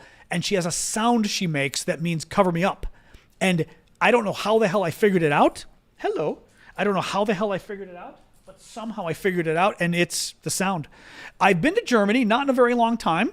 Last time I've been to Germany, I went to East Germany. That tells you how long ago it was. I was there in December of 1989. But I haven't done too much. I mean, I've been to Bonn, but, for work. Berlin was very nice. Hamburg to visit a friend, but don't know much. I haven't done much in Germany, though. Other than Berlin, I went around. That was wonderful. And East Germany was interesting. We were in East Berlin when it was East Berlin, which was like sad and scary. And Leipzig, that was all pollution at the time. But went to see the orchestra, which was nice because that was, what's his face? The guy, not Muti, what's his name? The guy who went to New York. Was it Muti? I'm trying to remember. The guy that ended up going and being the conductor in New York from Leipzig. So, thank you, Mango. Anyway, but it was nice. Of course, we did Checkpoint Charlie. Yep, all of that. Yeah. I mean, I was there when the wall was still up. It was wild. Yeah, Berlin was fascinating. Visit Russia. I won't be touching Russia with a 10-foot pole. I mean, I also am not sure. Hey, Busty. I'm not, honestly, I've been to Russia enough. I don't think I need to go back to Russia anymore. You know, the place scares me. Yeah, you know, dyeing, people are saying dye my hair. The problem with dyeing your hair if you're a guy, anybody is, you know, first of all, you have to do it. I was there when it was the Soviet Union and not the Soviet Union, both. If you dye your hair, you've got to keep dyeing your hair. First of all, like every 4 to 6 weeks, you got to dye it again because it shows. That's a pain in the ass. Second of all, I've seen too many men on TV, and when they dye their own hair, they look horrific, right? When they get that black hair and they look stupid.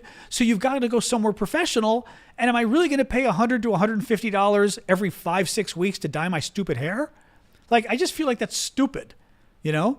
I mean, I'd like to look younger, but my God, that's a lot of money, you know? I mean, but paying like $100, $150? Eesh. And true, guys can get away with it. Silver fox, exactly. Guys can get away with it. You do look younger, though. I admit, you know, you look younger with darker hair. But guys can get away with it more than women. You know, it's sad, but it's like, even I will look at women, and when they don't dye their hair, and to myself, I'll say they really ought to dye their hair. You know, whereas guys can get away with it. Guys can even look hot. I also think it might be the length of hair, because I think long hair that's gray. I saw a guy the other day standing next to me on the street. He had kind of long hair, and it was turning gray, and it didn't look good, because it almost looked frazzled or something. The gray didn't look good. Whereas short hair being gray, I think, look at Jamie Lee Curtis. Short hair being gray looks good. Maybe that's the problem with gray hair too, you know, but maybe that's also sexist again, because we think of long hair being women and long hair shouldn't be gray. Who knows? But I'm not such a great, yeah, I know about the purple shampoo. Yes. My dad had that problem. Like, I could see his hair was turning like yellow because I believe I don't know if it's the chlorine in the water or whatever it is. It's like a swimmer. After a while, it starts to make your hair turn yellow. It's crazy, you know? Yeah, well, gray can look dirty, but again, then you use the right shampoo and blah, blah, blah, you know? Exactly. I've got hair. Be happy. Exactly. Drake, I'm with you. You know? But no, I think it's when it's you don't like your hair turning gray, though. You know what I mean? Like, I don't love that my hair is going gray, but what do you do? You know? And yes, I know I rarely use the blue shampoo. I use it occasionally. I haven't used it in a very long time. I mean, like twice a year maybe, just because, you know, but just because I don't want my hair turning yellow. But yes, gray hair does have a mind of its own, as Nancy says. It kind of is always doing this. So like literally every day I'm having to cut things because I'll get ready to do the show or I'll do videos, and there's literally like this going on in my video. Gray hair does have a mind of its own because it's thicker and it's funny. Enough of the gray hair. I hear you, dog. Okay. Oh my God. All right. Well, that's good. All right, guys. All right. Your hair's going curly. That's even funny. Straight hair going curly. That would be funny.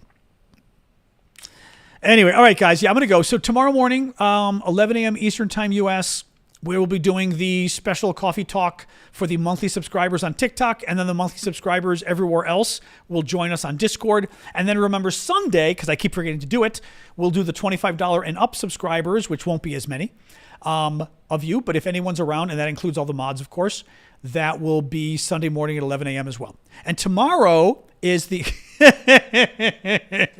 Oh, Russia... Remember what I said? By the way, I always love ending on this note. We just had a Russian troll come in. And remember what I've told you guys. One of the ways you can tell the Russians who come to cause trouble, they're given a talking sheet of what to say. And they don't speak English well. Or they're not even Russians. They also may be hired by they're clearly hired by the Russians, but they're probably hired, like they get people in developing countries and stuff. And somebody just came and TikTok and wrote, liar. Which I love because, like, we're talking about gray hair. Like, I'm pretty sure nobody's lying about gray hair, but you be you. They literally are given a list of things to say to try to disrupt the conversation, but they don't speak English, so they never read the right thing at the right time. And the liar is their top talking point, but they always use it at the wrong time. So, like, for example, I remember several months ago, I was reading a quote from Vladimir Putin that day, and it was like a big speech Putin gave, and I'm reading this Putin's quote, and somebody goes, liar. And I'm like, literally, your president was on television today. I'm reading his quote. It's part of, by the way, we'll conclude with this. It's part of the way the Russians do things, though. The Russians, it is all about it's screwing with your head. Just throwing bombs, chaos. It's all about chaos, playing with you, manipulating you. Think of what they're doing with Navalny's mother, everything else. Right? They're just trying to mess with you. So that's part of it too, is just calling you a liar randomly is just, they're hoping to throw you off and stuff. Again, I think it's funny because it always gives me an opportunity to then explain to people how bad they are. So, haha. So, and it lets us use the Greek Neovardalis' cute Greek goat. Not hers, but she recommended it from Amazon. I love my little goat. Absolutely love my little goat. Anyway, all right. Let's see. Oh, that's right, Maria. I keep forgetting you're in Toronto. All right, guys, I'm going to get going. Thank you for joining us. A kiss. I'll give you that's my Carol Burnett kiss. We'll see you guys tomorrow morning. Otherwise, excuse me. Oh, yeah, tomorrow's the anniversary of the invasion, so I'm going to try to go to the mall. Hopefully, Wild Hunt, you'll be there. We'll try. I'm sure I've got to see what time it is, but I'll do it after the show. So I'll probably go. I'm sure I'll take an Uber down there and go. So. All right. See you guys. Talk to you later. Thank you for joining. Thank you for the gifts. Thank you for moderating. The usual. Oh, and the dog. She got it. Maybe she knows when I do the thank you. It's time at the Lincoln. What time is it at the Lincoln? Real quick. Wild Hunt. What time are they saying to meet there? Noon or something, or what? Or when? Real quick, and then I'll go. Lincoln Memorial tomorrow. La la la. Sorry, I'm coming, Sash. Just doing a quick little look here. 2 or 3. Oh, let me Google and see them. That's actually, that's a little later, though. I'm surprised. Maybe 1 or 2 would make sense. I'll Google and see just to make sure. All right. Have a good night, guys. Thank you for joining us. Yeah, message me and we'll see. But I'll Google as well because that web page has to have the web page where they got the year wrong. They put it on Facebook, but they put the event as being 2023, so it won't let you sign up for it and says the event is over. It was like, guys. Anyway, all right. See y'all.